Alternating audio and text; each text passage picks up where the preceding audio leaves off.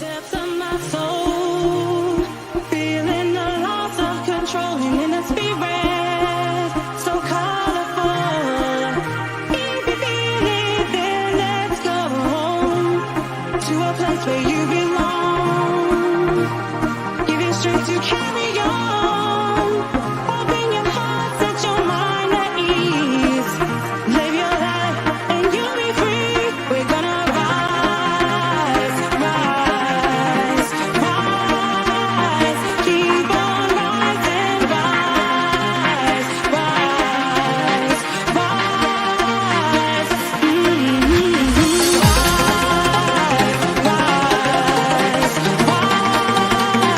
keep on rising, rise, rise, rise.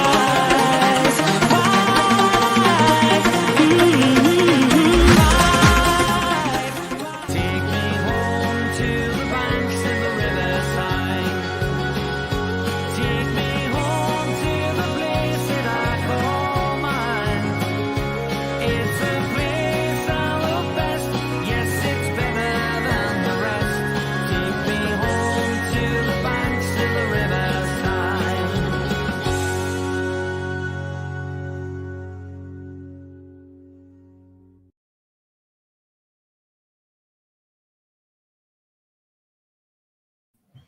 Good evening, everybody. Sorry about that. Welcome to the Toon Review YouTube channel. Tonight it is Fan Forum, of course, and the link to join the show is, of course, pinned into the live comments. So click on that. It will bring you through to the StreamYard green room where I'll be able to see and bring you on the channel. Plenty to talk about tonight.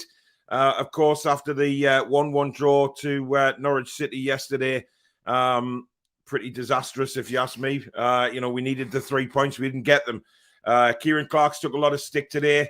Some fans sticking up for him, saying thank you for the service he's given to the club. But I'm sorry, but had he not made that dreadful mistake, we wouldn't be in this situation because I think we would have won the game.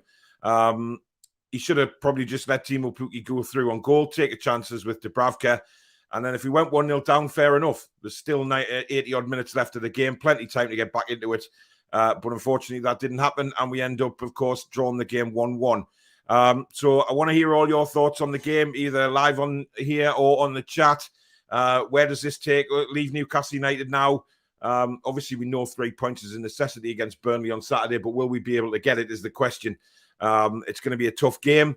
Burnley are playing tonight. I believe it was a dreadful first half for the first 45 minutes. So hopefully they'll be absolutely crap on Saturday and we can get some goals and get 3 points. But we said that last night and it didn't happen. But as I say, click on the link, get yourself live on the show, have a chat with us about the state of Newcastle United at the minute, who stays, who goes, etc. in January, where the player's going to come from if we're in this situation still. God only knows. But let's bring some guests on now. We got Chippers, we got Billy, we got Ryan, and we got Dublin Magpie. Good evening, gents. What's the crack? Yo. How we doing? Yeah, good. Well, Ryan, I'll start with you. I mean, I take it you weren't happy last night watching the game? No, I was pissed off. First 10 minutes, red card, game plan out of the window. And their opportunity to win that game was there. But our center back, Clark, screws it all up for us. I don't want to see this guy play again for us. Him and Lascelles' vacation buddies can fuck off. Yeah, I mean, Billy, it was a bit disastrous. The start of the game, everybody's up for it. We have a reasonable first 5-6 minutes. We look like we are. We're really going on the front foot, and we're going out to get a few goals against Norwich last night. That seemed to be the game plan, but destroyed after 8 minutes.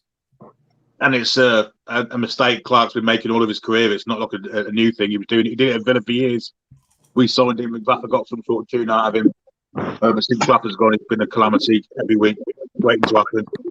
And what did last night was playing ridiculous. One of the reasons what he was doing, trying to kick the ball through somebody, and pulling him back, mental, just absolutely mental. I don't want to see him again either. Chippers, would you have let him go through on goal and just take his chances and then keep 11 men on the pitch? Yeah, I would have let him go. I mean, we were 10 minutes away from beating them with 10 men, so imagine with that extra man could have done all of that. I mean, it really just it's summed up of like, you know, Howe can do all he wants, but when the defender's as brainless as that and makes a stupid error as that, there's nothing he can do about it. It's just, I mean, why didn't he take a touch? He just thought I'll clear it first time and like he hit off his standing leg and then went straight to Putin. I thought he's a international footballer doing that. Take a touch and it just shows to me he's got no confidence at all. Hurrying to lose the ball straight away and wanting it gone. Any other one else would just took a touchdown and maybe give him back to Dubravka, but no, he wanted a shot of the ball straight away, and I thought, you know. I mean, it was a disaster, really. Yeah. I mean, Alan, I mean, obviously you were at the game last night. I mean, what did you make of that? I mean, you know, it just hasn't settled down yet from your frustration from last night. I was grand. The only one I was annoyed with really was like, well, obviously Clark, but the only one who I thought wasn't really performing either was Willock. Yeah. He wasn't running for the balls, like the ball would go out to him, and he just gave up on it before it even got near him. Billy, you got a strange look on your face when he said Willock there. Did you disagree with that? I thought he had a good game personally. I thought the work he put in, covering over on Lewis's side, but plenty of work in. And at times, well, the one time when he got forward and crossed it in for Wilson. And again, with 10 men on the pitch, you're going to be struggling. But he did a lot of work last night, Willock, unseen work. And I thought it was really best game of the season. I thought he'd done a lot. He'd done a lot of running, all right, but he wasn't. Like what I'm talking about was the ball was coming up. Like Maxi would try to pass the ball out to him or Shelby or whatever, and it'd be like 10 foot away from him, and he just stopped running up in the corner instead of trying to take it down and cross it in. Yeah, well, we kind of didn't have a lot of the ball anyway, but I thought the work he put in, and the one time he did get forward, I mean, Wilson should have really done better with that, but he was leaning back. But yeah, he showed signs of good stuff and couldn't fault his work rate and covered for Lewis, who had a great game as well. So yeah, I thought he had a good game. I don't think you can fault anybody's work rate last night. I thought everybody to a man worked their asses off when we went to 10 men. You know, I mean, Kieran Clark should buy them all a beer. There's no doubt about it. He let the one the team down. that I thought was a bit poor was Maximan. I thought he was quite poor. Yeah, I thought he showed signs of idleness and feeling sorry for himself and that kind of thing. He'd be the one if I was going to be critical of anyone, it'd be him. St. Maximan's been like that for a couple of games now. He just, I mean, his body language last night for me was wrong. I didn't really, watching him live, he just kind of, his body language wasn't there for me at the very start. And yeah, he got the ball a few times. He was making jinking runs and things like that. But it wasn't, it wasn't going anywhere. He had that chance in the second half as well, which he blazed over the bar.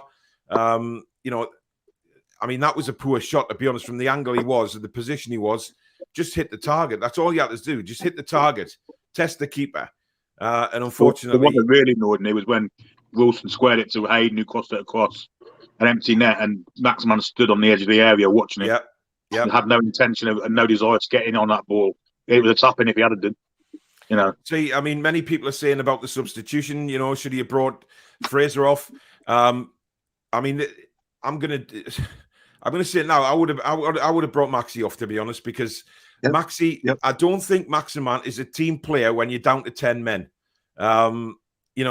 He wasn't tracking back like Joe Linton was or Callum Wilson was. And listen, I'll say it how I see it, and I thought Fraser might have been best kept on because of Fraser's energy, getting back and then breaking. St. Maximan, for me, is not the type of player you want with 10 men. He's a luxury player at 11 men, and he just, for me, wasn't in the game very much. He tried a few of his jinking little dribbles and things like that. Some came off, but the final product wasn't there again, and that's been Maxi's problem all season. Ryan, what did you think of Maxi last night? I just thought, like exactly what you said, like he was being a bit too luxurious for the situation that we're in. I feel like sometimes you just got to do it simple, even with 10 men. And he's not the guy to really do it. But at the same time, like we've been criticizing him a lot recently, but we can't forget that like he has the most goal contributions for our team. So like who knows where we'd be without him. But I think now with Eddie Howe, like he needs to start waking up and just play it simple, because if he has end product to this game, he's world class for me. Well, I mean, it's a worry for me. I mean, we had a comment just there, saying about players coming in and, who's going to want to come to a team who is fighting relegation. And it's right, because if you look at the situation we're in now, when if we beat Burnley and that's a big if at the minute, that gives us a bit of catching up, but we're still down there. And, people are linking Calvin Phillips and all that. Calvin Phillips won't jump ship to come to Newcastle United. I mean, I know Leeds are having an iffy season, but they're not going to be down there all season. Now, I'm pretty certain Leeds will come out of the trouble that they're in. They got a vital 3 points last night. And then when you look at the other games, you look at December, we could be well adrift by the time the transfer window opens, Chippers. I mean, I think by January we'll know where we are next season. I think if we're that far adrift, I think we might just say Eddie Howe think about next season as opposed to get as much points as you can and then try and finish the season with a bit of pride and a bit of, going into next season with a bit of optimism. And it's just going to be very difficult because personally, I still think we're going to go down. And I think the damage obviously was done before the new owners came in and the new manager came in and everything like that. So for me, it's just about trying to, obviously you can see we've improved massively, but it's like they've got to rebuild from scratch because this team's like the defense has been, it just isn't good enough. You can't argue that. I mean, he doesn't fancy all these defenders, so yeah. My thing too is like, I haven't really touched about relegation in a while. If we're going to on our Premier League status, but I think if we're still in the relegation by New Year, we're gone. We're done. Yeah, I agree. I was about to say, like, at what point do we accept that we're down, right? And then we just go out, play, take the pressure off us. Like, remember when we were confirmed down and we went out and we bet Spurs 5-1. Just take the fucking pressure, the stress, the negativity all over. Just say, look, we're down. We can't fucking do it. Go out and fucking play a game. Just go all out attack, and you never know, you might turn it around. If we just take that fucking pressure and the negativity off the team, off the manager, off the fucking players, just go out and play a game. We're already out. I think they need that. I think that, I think as a professional footballer, these guys should be able to handle the pressure, especially after 15 games of a season. I don't think, we're nowhere near mathematically down. So, I mean, the fact is we're still in the Premier League and we can still get out of this with the games that are still left. It's just I think when you look at January, it's a big January to see what players we can bring in. But the problem is it's sort of who we're going to bring in. I mean, Geordie makes a point here saying, do you think we should raid some of the clubs around us with offers? The likes of Tarkowski, Max Aarons and Ward-Prowse. Possibly so. Max Aarons, I thought, was actually quite poor last night. He had opportunities to get forward and he didn't really push on. Now, when I saw Norwich play Wolves at the weekend, they were passing it around quickly. They were building up quickly. And last night, even when we went down to 10 men, Norwich didn't do that at all. It was a very slow build-up. And I think they'll be looking back regretting that, to be honest. We've got Roy joining us. Good evening, Roy. How you doing, mate? How you doing, lads? Not too bad. Did you see the game last night, Roy? Yeah, I did. I had about 20 tabs as well watching it. Blueies. I don't know what's going to kill me first, but we'll see. Yeah, it'll probably be Newcastle United the way it's going. I mean, what did you think of the sending off? Well, I don't want to see him put a black and white shirt again. He's ruined the game. He's ruined the season. Yeah. Just let him go and let the lads score. Dubravka might save it. You never know what might happen, but 8 minutes gone. I mean, for me, last night we finished the game with our two best centre backs. I mean, I thought Fernandez was absolutely outstanding last night when he came on. Shah made a couple of errors. There was a rick at the end that almost cost a goal. But I think he played through the pain barrier last night. I thought he was excellent. And I just think that, there was some of the players out there who did work their asses off. We couldn't get forward, though. That was a frustrating thing. Hayden came on second half. I thought he was dreadful again. Getting the ball, losing it, passing it to the opposition straight away.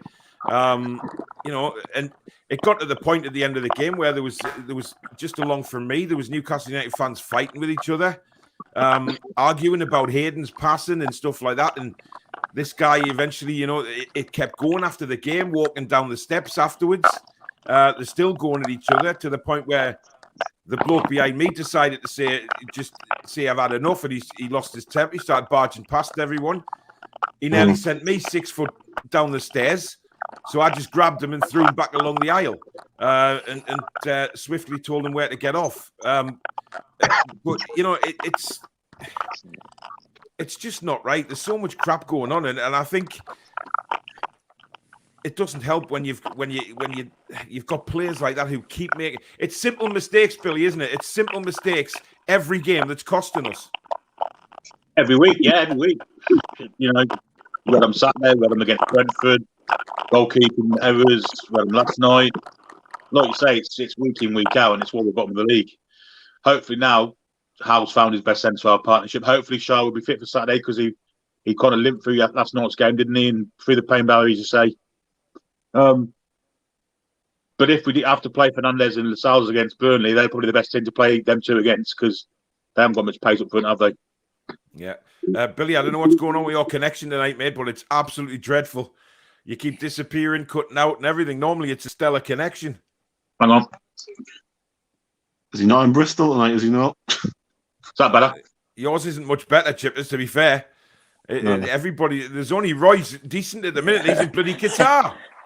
This is Middle Eastern oil internet. Honestly, I don't know what's going on. Billy's completely frozen. Billy's gone. Oh, dear me. Ryan's just got his face on there. Never mind. We'll keep going. Let's have a look at some of the comments. Lewis has had a temper after the match because of not coming away with 3 points. A lot of people did. Are you back, Billy? Yeah. Is that better? No, it's dreadful. Oh, he's gone again. And so so Ryan. Jesus, I'll tell you what, the internets are all over the place tonight. Alan, is yours still there? I'm here, yeah. I'm good. Sort of. So it might be your end if everyone else is, because everyone seems all right with me. It's not my end. My end's perfect. Oh, yeah, it's always perfect, isn't it? Roy's is perfect. I don't know what's going on here. Hang on a minute. Let me see. Right. I've dropped it down to 720, so hopefully that might be a little bit easier. We'll bring Ryan back in. We'll bring Billy back in. Are you there, Billy? Yeah. Hear me? I can hear you. You're not moving very... Your camera's all over the place, but I don't know what's going on tonight. Don't know what Ryan's doing. That's your end, Paul, because he's moving great for me. It's not my end. I can guarantee it's not my end. Anyway, let's battle on. It's obviously I blame the weather. Shearer69 says Clark shouldn't be playing. Good evening, trolls. Thomas says still in love with the intro song. Let's go get Clark, says Ronald. I'm not sure what he means by that. Carl says last night proved heart and unity. Rafa is losing against Liverpool. Yeah, I've seen that. I don't think he's got long left at Everton, to be honest. Good evening, Carlos. You what? Rafa might do us a favour. Put out the worst game for us. Try help us out a bit. It's 2-0 Everton. It's 2-0 Liverpool, 2-0 sorry. now. 2-0 now, yeah? Yeah, Salah scored the second. Yeah. Ryan's gone again. Honestly, don't know what's going on. Let's have a look. Stephen says lack of investment and lack of training for the past 2 years are coming back to haunt us. The players are simply not good enough. This is 14 years of neglect, Roy, isn't it? Yeah, it is. We're still stuck with Ashley now. It's not gonna go until it's going to take a couple of years. I don't want to see any more Sport Direct signs and any of the players. Some of the players he signed, the training ground. We're still there. We'll get rid of him. I mean, if we go down, we'll clean up and come back up.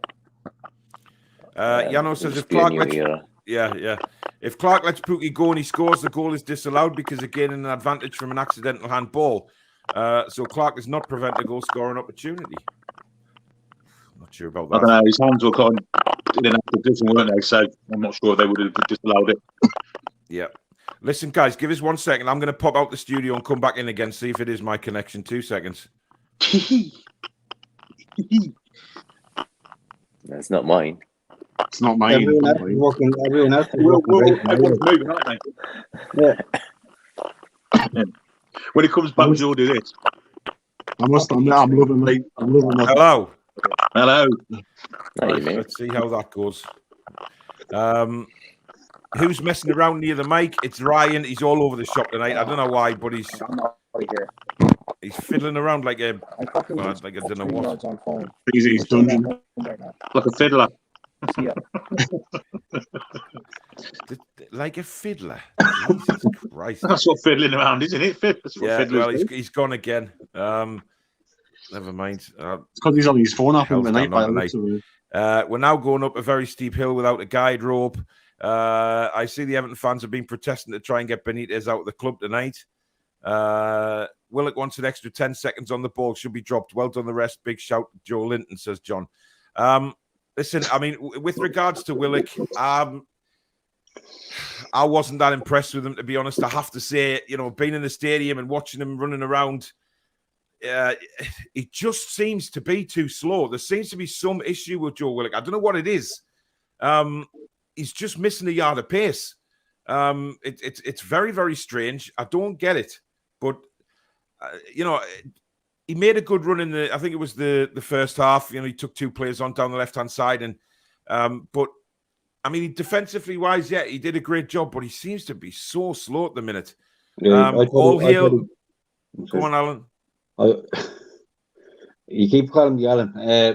I know I do. He just kept giving up on balls that were like he could have easily gotten. Yeah. That's what was annoying me about him. Fair enough. All hail the royalty. Dave Harrison is in the house. Good evening. Hi, everybody. How we doing? We're all right. We seem to have major broadband issues all over the place tonight, but it was all fine on the YouTube thing. Man. It was. Was it? Everybody. Okay. Yeah, everybody's coming across all right. So I don't know if he's somewhere, but yeah. Yeah, well, we'll battle through. We'll battle through it. Yano says, "Told you, non-believers. J7 is a future legend for this club." Carl says he thinks ASM wants out. Dave, we've just been talking about St. Maximin before there, and just saying that his body language was a bit wrong last night, and it's been a couple of games now that he hasn't quite performed, and maybe after the sending off, it should have been him that came off and not Fraser because. Yeah. We know that ASM isn't a team player, and yes, he can run at defenders, he can take people on and the rest of it, but Fraser's work rate probably could have come in more handy yesterday.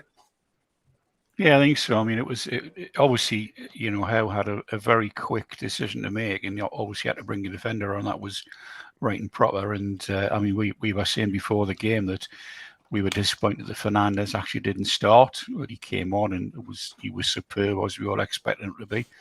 I mean, I think there's 2 or 3 of the players you just mentioned, Willock, him, a couple of us who aren't performing the way they have done in the past, which is a shame.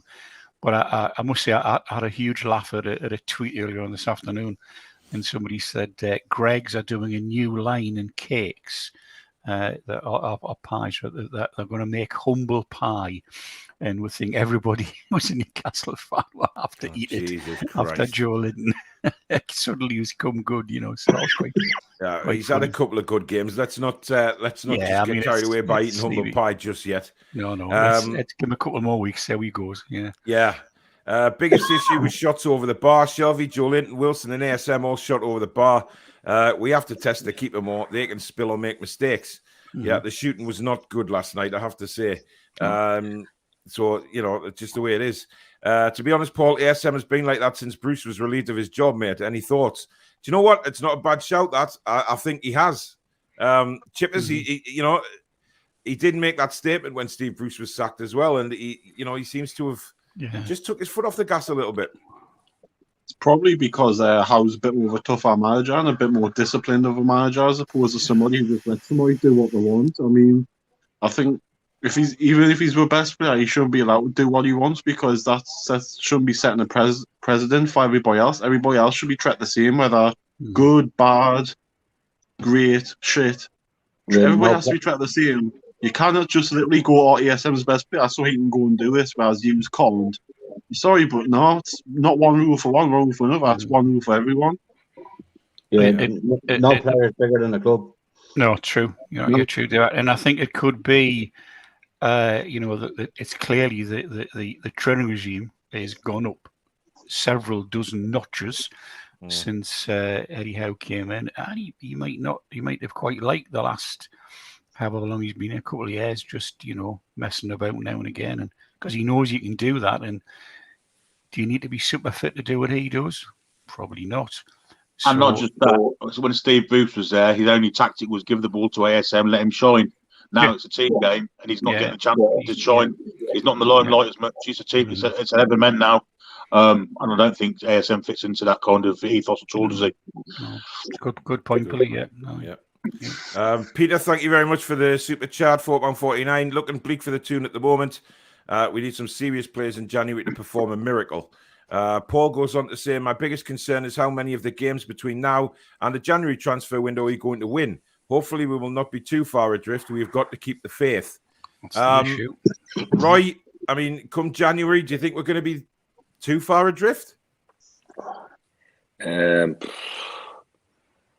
I think even if we win 3 games, we'll end up being on 16 points.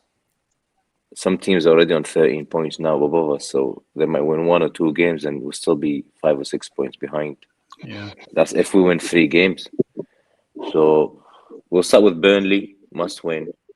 Then you look at Leicester and Everton. We've got those 2 before January. So probably win one of them, get a draw. So we get to 14 points. You've got 18 games and you probably need 24 points from them just to get to 38 points. John makes the point here is ASM is the only flair player the Toon have. Who else makes us look threatening? No one, maybe Almiron, but that's it. Yeah, but last night wasn't a time for flair players, John. That's what I'm trying to say. No. Last night was a time to dig in and maybe hold on to try and win the game. And ASM is not that kind of player that you need in that situation. No. That's my opinion. I would rather have Fraser busting the gut with his energy levels defending, and he can certainly run with the ball. So, we'd still have an outlet option. But I felt last night, especially after we scored, maybe, get some energy back on the pitch, make that substitution a bit quicker, bring on Miggy and take off St. Maximin just for the defensive side of it. But unfortunately, it didn't happen. And I mean, we were knackered. We were absolutely knackered by the time Norwich scored. And that's, a lot of people were having a go at Dubravka, hurry up with the goal kicks, things like that. And that frustrated me a little bit because it was basically the last 15 minutes. We were out on our feet. We're completely dead on our feet. And a point was going to be the best we could possibly hope for. So getting Dubravka to take a goal kick quickly was only going to encourage Norwich to come back on to us even quicker. So for me, he had instructions to, at all costs, we don't get beat in this game. We take something from it, given that we've had 10 men. I mean, Billy, I don't know about you, but that was just my thoughts. Yeah, absolutely.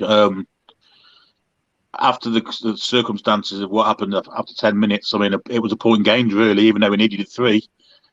But at every chance, we could have ended up with none. So, yeah, I mean, protect the point. The other one that really impressed me last night was Shelver. I thought he was absolutely outstanding. Yeah, his work rate was astonishing.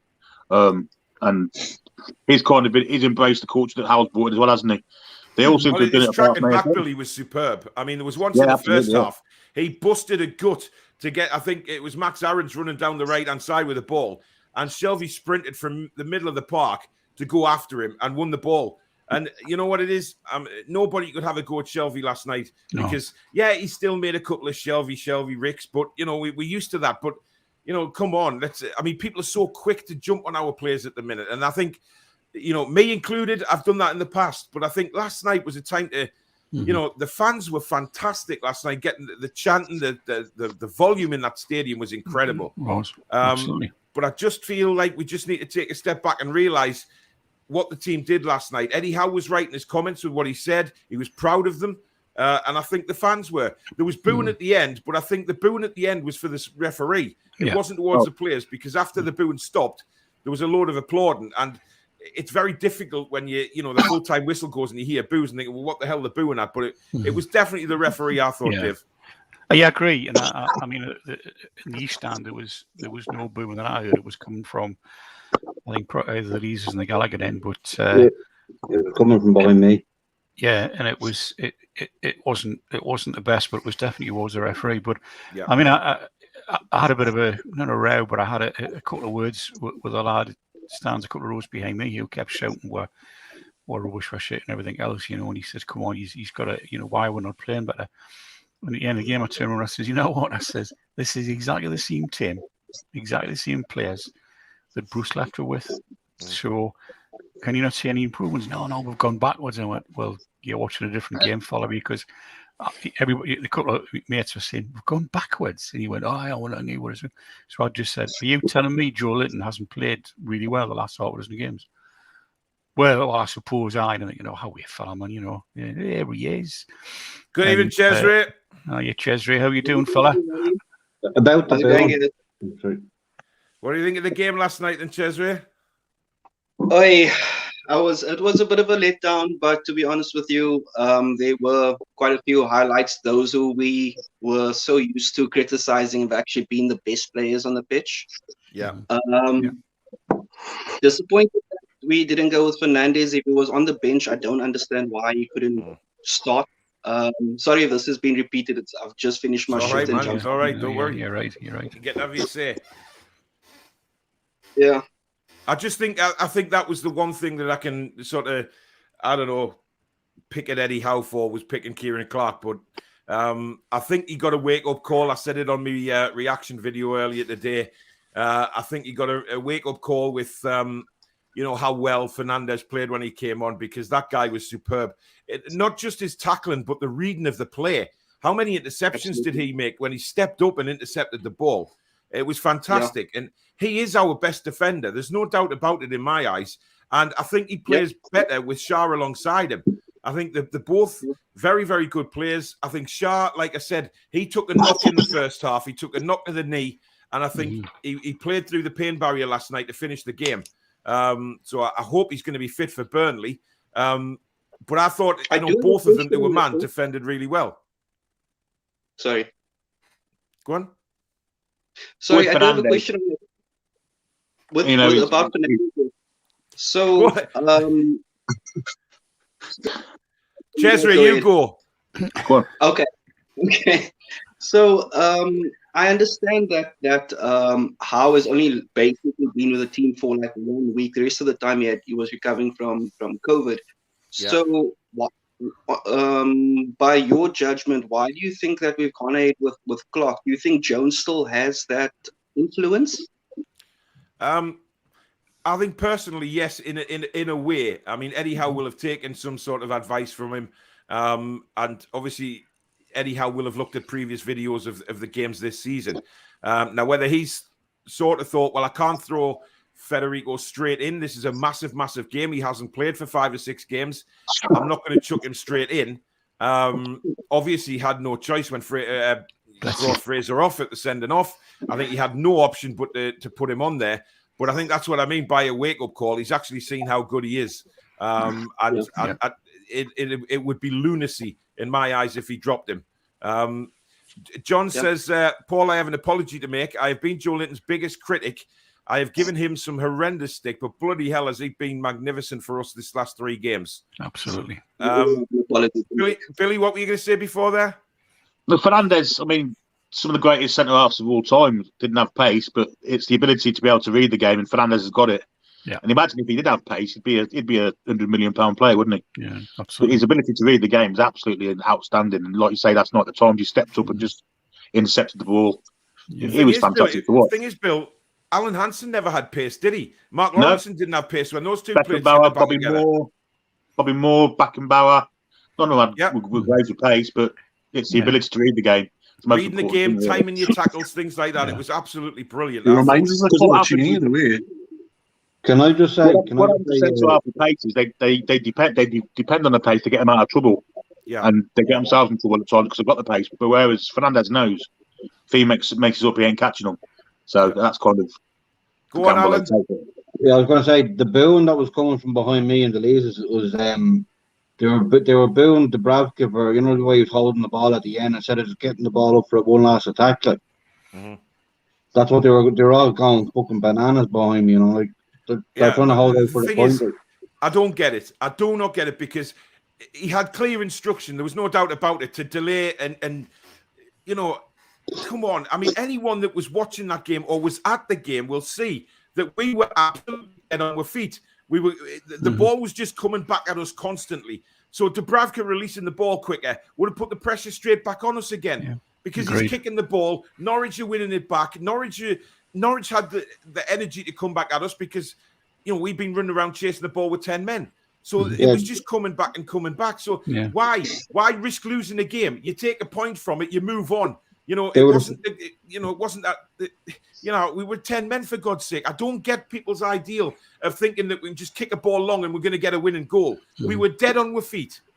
52,000 managers, Paul. Well, but they were actually they're the same idiots that were saying, "Born in football, how out," and all that, like during the game, and I just wanted to slap them. Well, I wish you did. I mean, how out? Jesus Christ! It's the most ludicrous thing I've ever heard. Some of that, yeah. It's pathetic. Yeah. I was going to say, I totally agree with Billy. I mean, I'm in the East Stand second half watching Fernandez when you could see his eyes looking at the attacker coming through, and you could see him thinking, "No, not yet. No, not yet. Now," and you got the ball. And it was as if the defender didn't have the attacker didn't have any chance. He waited, bided his time, and then just went and got it. You know, and there was some brilliant tackles he put on last night. And he's not the fastest. He doesn't necessarily come away all the way up the pitch with it. But you know, at the end of the day, outstanding player. And you're right, Paul. Everybody, he's got to be in for Saturday. Absolutely got to be in for Saturday. Look, I mean, you look at. Sorry, Chip. As you look at who Burnley have up front with the likes of Chris Wood and who's that other stumpy little git? I can't stand him. Barnes. Yeah. You know, they're going to try and rough them up, no doubt about it. So it's players like Shaw and players like Fernandez who are willing to just go at them with it. You know what I mean? For me, if Lascelles comes back in, he's too soft. He'll be knocked about far too easy. But hey ho, we've got John 316. Good evening. Hello, you red coat bastards. Bye-bye. What on earth was that? Yeah, we'll ban him, I think. Not bad. Yeah, definitely. Never mind. Let's have a Mike makes a good point here. It was definitely 2 points lost, but I think Burnley is either going to have to be our first win or the final nail in the coffin.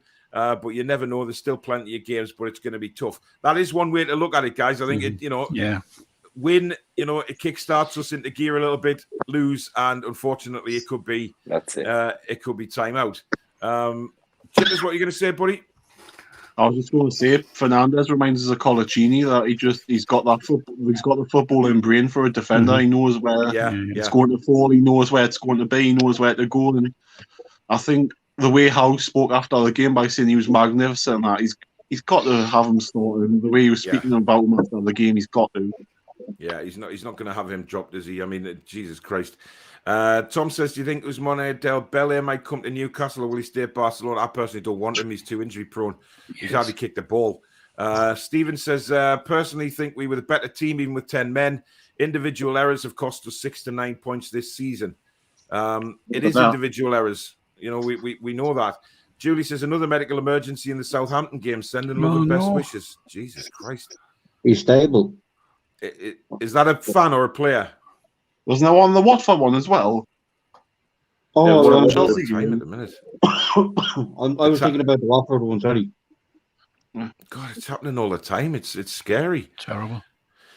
Fernandez and Shah, first choice pair. Then Dummett can be back up left, centre or back. Lascelles, fourth choice. Clark only fit to play FA Cup games now.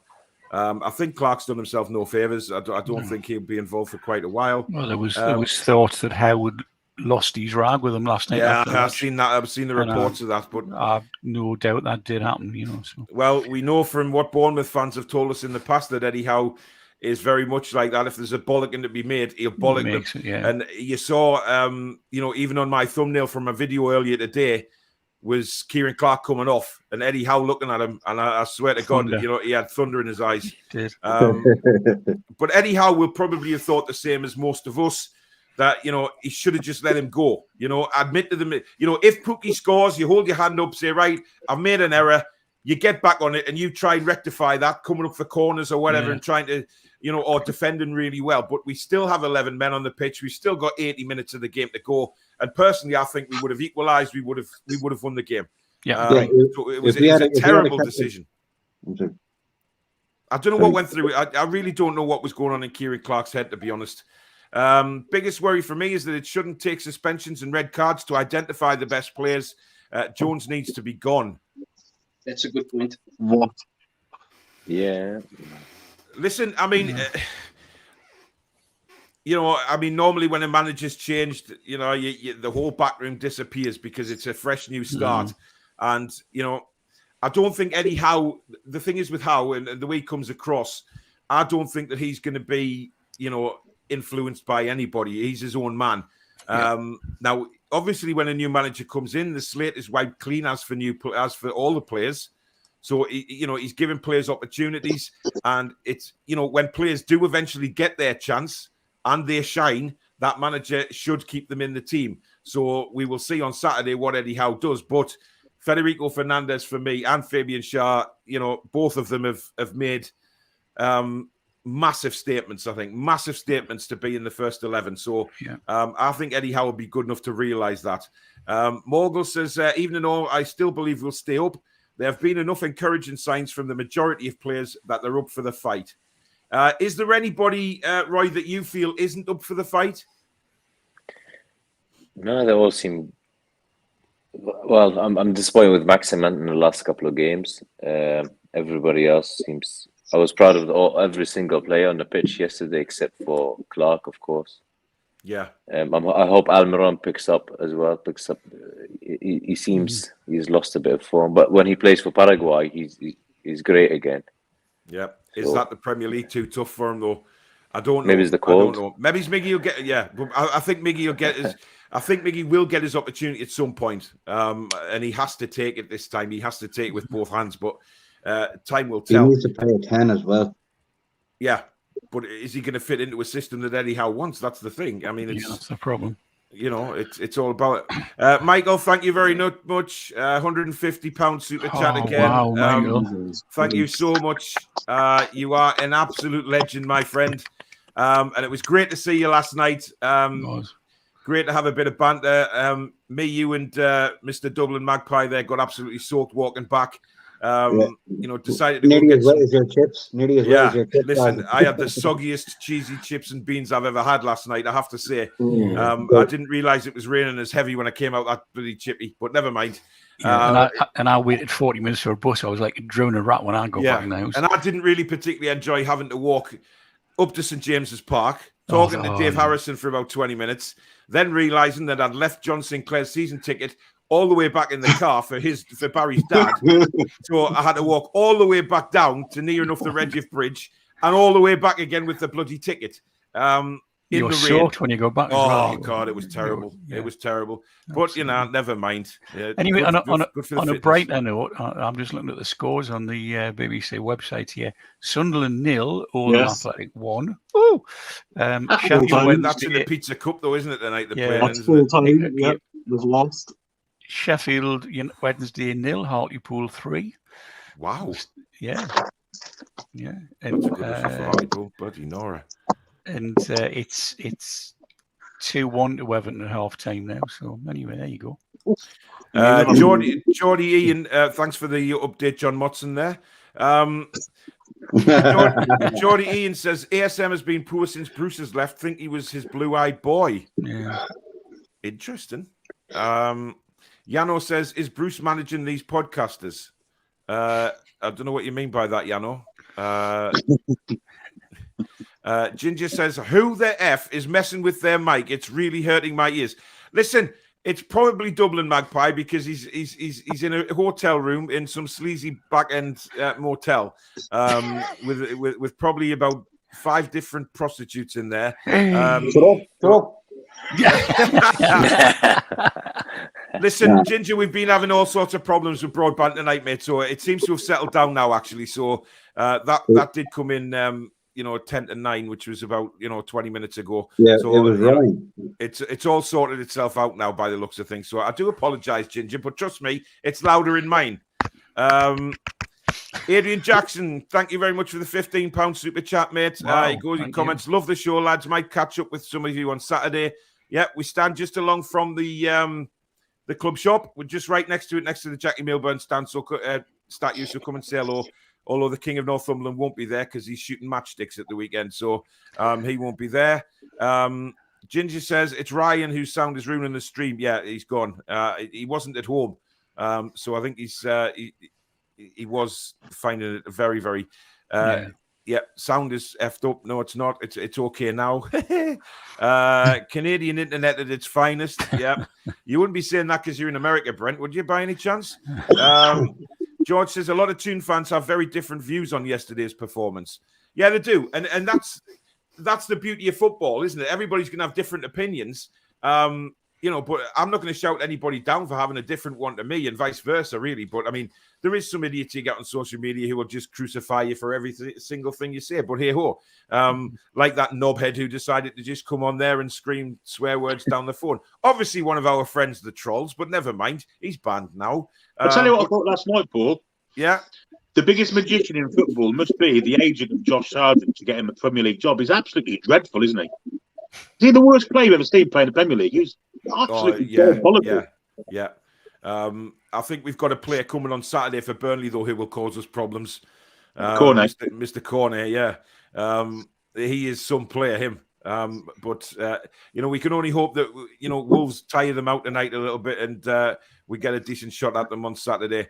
Norvik says because of the red card, Eddie has at least got his best back 4, and every game the team are improving. As to results, apart from the top 5, 6, every club is beatable on the day. Just look at Everton. Well, Everton are beatable any day by the looks of things at the minute. They are absolutely horrendous. Yeah. Cesare, Jamal Lewis, he came in last night, and I thought he did particularly well.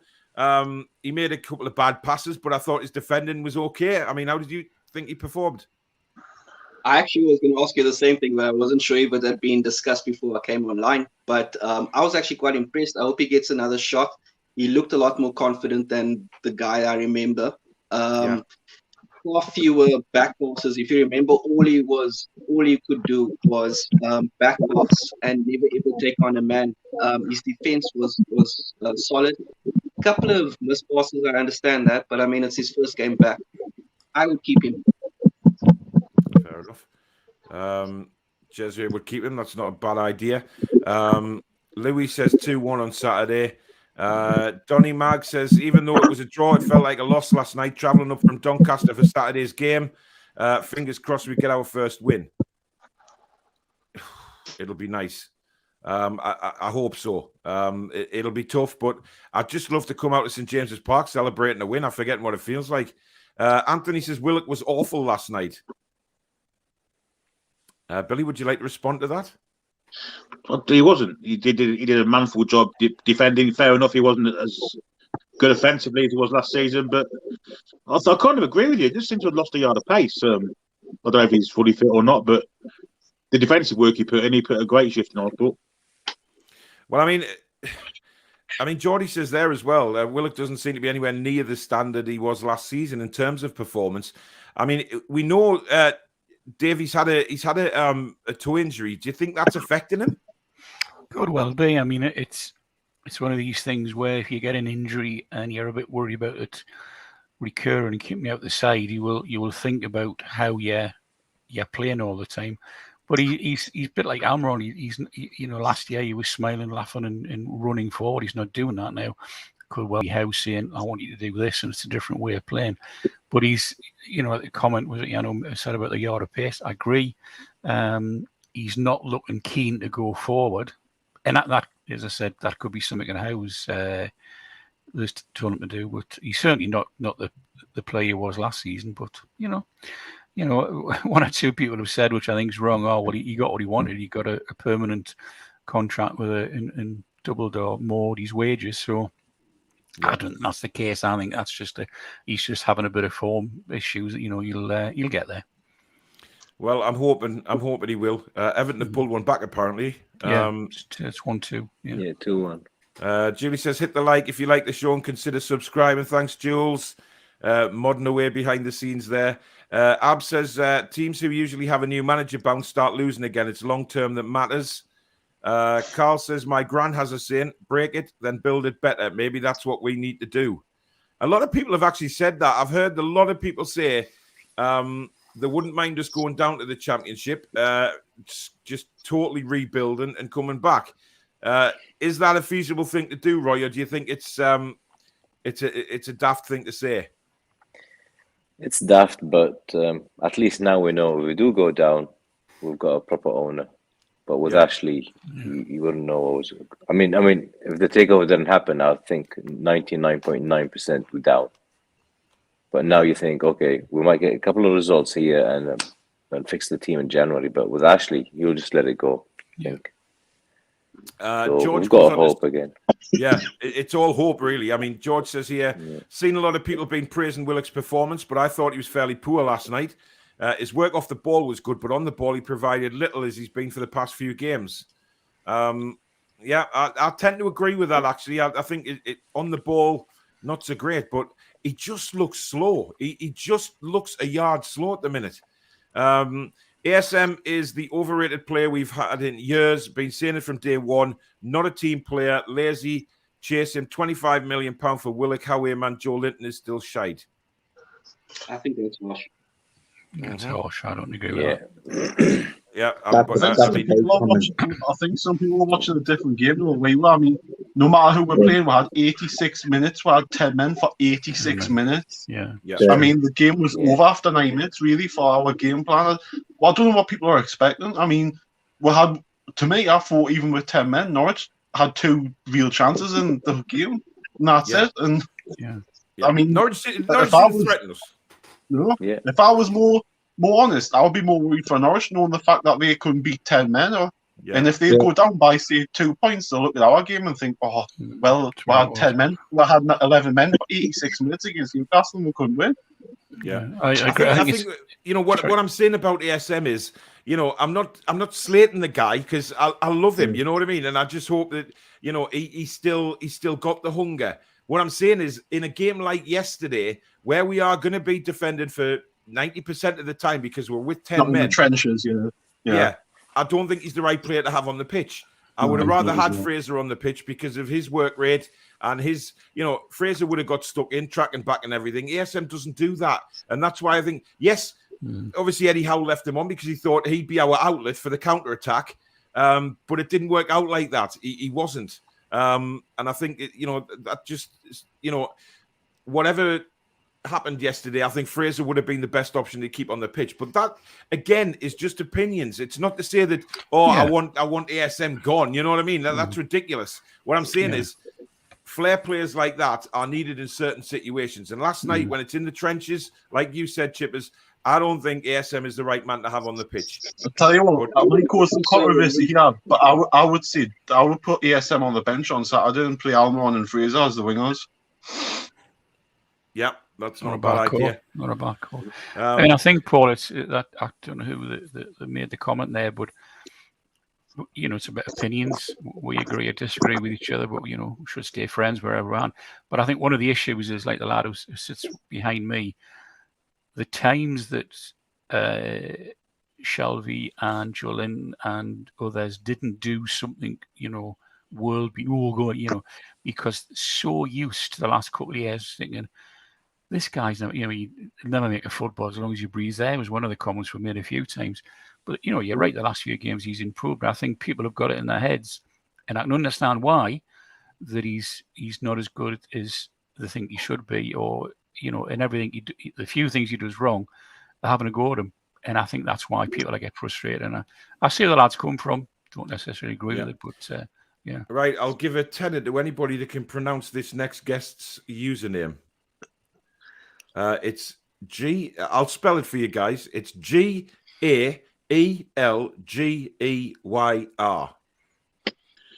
Glengower.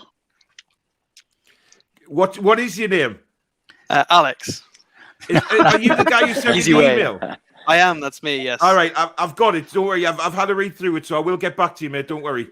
Yeah, and it's very interesting actually. I had a good read through it earlier on, so I will get back to you tomorrow about it. So, but just to let you know, I have read it. So, thank you for sending that. Yeah, not a problem. It was very interesting. What did you think of the game last night? Well, it turned on its head after the 8 minutes, but as everybody's already said, it was great it was a great reaction from the players, and they did what they needed to do. Yeah.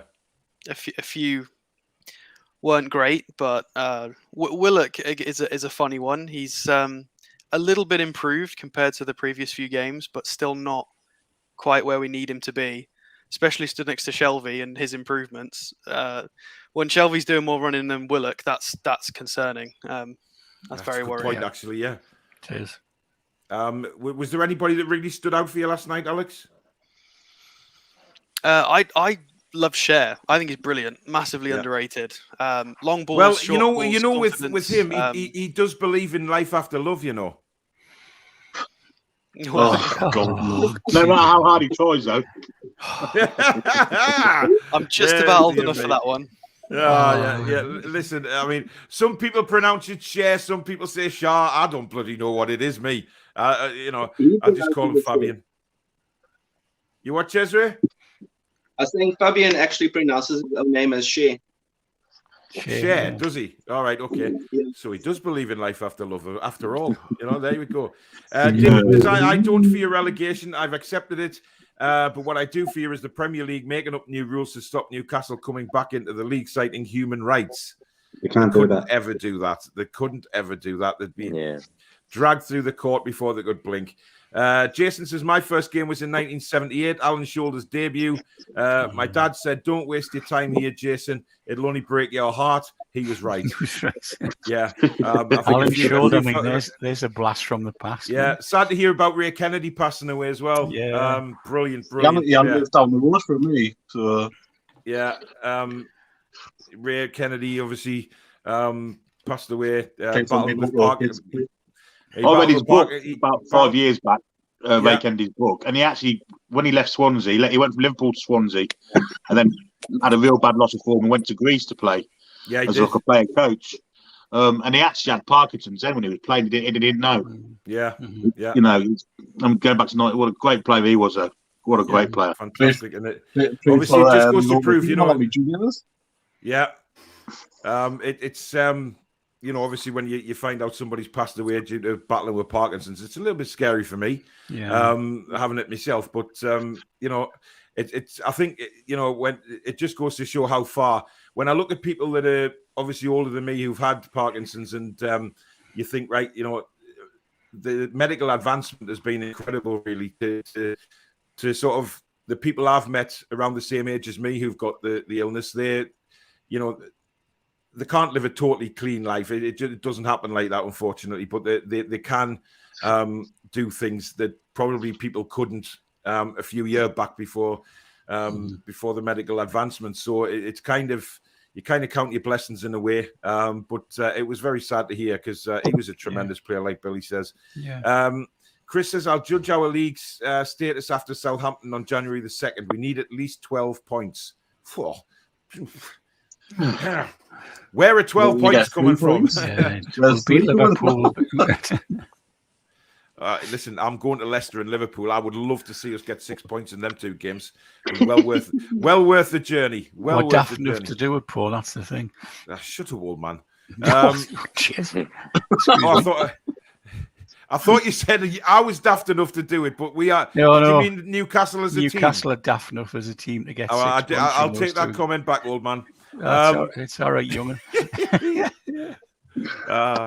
Good banter, me and Dave. You know, good banter, good banter. Ab says, okay, stop team being promoted. This would be worse than the Super League. Dare they attempt that? No, not a chance. Oh, look, Alex has made a comment. Shares ball, playing qualities have gone under the radar. He's taken pressure off Shelby, and we have another safe outlet to play from the back. Did you see that run he made was it the first half? He went from our box right to the Norwich box. It was unbelievable. He's due a goal. He likes to do that. He likes to run forward 40 yards and put it in the top corner. He's done it before 4 or 5 times, so we're due an absolute screamer. Yeah. I wish he'd do it in the right areas of the pitch, though. I mean, that mistake he made at the end, he did it twice in 10 seconds, didn't it? I think that was his legs, to be fair. He's not played... he's played quite a lot of winter football. He's played for Switzerland every minute. And his legs were gone. I think that was only 10 minutes after his mad run forward. So, yeah, maybe listen. I think with Share, I think he played... I think he was injured last night. He was very sore anyway, but he played through it, and he made a rick at the end there. But there's a couple of times that he saved us as well, so we have to look at the positives as well. Yeah. Paul says, any idea on thoughts of why still no appointment around a director of football? I had my say on that yesterday, and I came out with a crazy idea, and Billy, I watched you on the. Was it Jason's stream last night on the after the match reaction when I watched you? Because I mentioned if Rafa was to be sacked by Everton, would there be a possibility that Newcastle would look at bringing him in as a DOF? Listen, it's an out there suggestion, but it's kind of, it makes you think in a way, because if Rafa's sacked at Everton, are many people going to give him another opportunity? If he fails at Everton, he failed in China. Is he going to get another opportunity, or could he do a director of football? Given his contacts that he will have, remember, could he do that job at Newcastle? Alan, what do you think? Yeah, like Rafa, I think he's coming to an age where he might be thinking about retiring, so it could be a good step back. Like he's 60, 62 or something. Yeah, I think so. Yeah, something like that, 62, 3. Yeah. Yeah, so if he gets burnt badly from Everton, he might actually just go, I want to step back or something like that. But he's still having an involvement in a club that still loves him. You get me? Yeah. I think it'd be a fantastic improvement. I think even Julie was saying yesterday in the chats that she would like to see how and Rafa working together, vision for the club. Yeah. I mean, think of the advice that he could give to Eddie Howe. I think they could work together quite well. Yeah. Billy, I know you had your reservations on it. Why? Kind of a big brother hanging over, the shadow hanging over Eddie Howe. If things did start to go wrong, would it put Howe in a kind of precarious position? It's also a job that Rafa hasn't done before, and it's not Rafa's style to be like upstairs, is it? He's a hands-on training picks kind of manager. Yeah. So whether he'd suit him or not, it's a feasible suggestion and one that could work. But I think Howe would have to be okay with it first, because it would put pressure on him, definitely. Even if it put pressure from the media on him, it'd be a negative in my opinion. But who knows? It might happen. Yeah, you never know. Andy, it was great to see you before the game as well, matey. Thanks for coming and having a chat. We've got Ryan back. Is he back in his basement? Good evening, Ryan. Hello. Ryan. Hello. Hello. Hello. Yeah, Is it me you're looking for? No. Hello. Nah, Ryan, you sound like you're inside a polar bear, mate. I'm sorry. Need chance. Adrian says he loved the atmosphere last night, sang from start to finish. It was good. I mean, yeah, it was back to the old St. James's Park, I thought, last night. The noise was incredible. Yano says Rafa is not happy. He's got a face like a farmer's arse. Well, personally, I've never seen a farmer's arse, but he probably won't be happy. I mean, he'll be getting pelters as well. I mean, the Everton fans won't hold back on him. Shelby and Big J7 are like new signings under Howe. Goes to show the complete lack of management by the former manager. I mean, Roy, is it simply down to Eddie Howe? You know, is he working with these players, you know, behind the scenes and giving them that extra bit of confidence? Well, I think to start with, they started training now, so they were on holiday, I think, for the last year and a half. Yeah. They look fit. I mean, if we had Bruce yesterday, there's no way those players would have lasted 85 minutes. We would have got hammered last night if we had Bruce in the dugout. Yeah. Us with 10 men was better than most of the games we had with Bruce with 11. That's a good point, actually. Yeah, we probably had more possession. Adrian says, Dublin Dave, were you in the Leazes West corner last night? I was in L7H. So I'll answer that for you, Dave, because you didn't have a Scooby-Doo where you were, to be honest. You'd been on the Brown Ale since 4 o'clock. Yes, he was. He was, yes. Stephen says, it really annoys me, fans still slating Joe Linton. I get he might not be the best. However, lately he's improving. And frankly, seeing players put in a good shift and trying is exactly what we want. Yeah. The problem is he's got this, 40 million price tag, Alex, hanging over him, hasn't he? And I think... that's never going to go away, but that's not his fault. We know he's not a 40 million pound player, but if we can get more out of him, then that only benefits us, doesn't it? Well, you never know. There's been a lot of strange theories the last week about Joe Linton. A lot of people have been saying swap him and Willock and try and play him as a midfielder. There was the heat map posted of him in the middle. He's 23 years old now. His technique's improving, his fitness is improving. I've got no idea where he could end up. He could be a winger, a striker, a midfielder. It's anybody's guess at the moment, but we'll have to see. Yeah. Craig says Clark messed up, but typical media and some fans jump on someone. He's nowhere near as good as Fernandez, but he does his best, just not good enough. Wish people would realise they try just noi. Okay. Listen, he's not good enough. It's as simple as that. He's not good enough. And that's what lets us down. He's just not good enough. And yeah, it's all right trying, but we need more than that where the situation we're in at the minute. It's simple as that. Shah and Fed only centre-backs that have driven forward this season. Martin says, keep Lascelles, Clark and Ritchie out. Ferdinand, Lewis and Shah in. We will beat Burnley. Is it a simple case, David, keeping them in and we win? I think it's the sensible answer to keep them in. Obviously, depending on Shaw's all right. But I think the thing is we've often said that, good teams are, come from the back. You've got a good keeper in now who shouts and balls at the defence, and you get them in, and Lewis as well. However, once that defence is solid and the lads going forward think, if I mess this up, there's a good thing behind me, then the keeper improves because he thinks, I've got four. You've got, I've got four guys in front of us who know what they're doing, so he's more confident, and it'll be his confidence.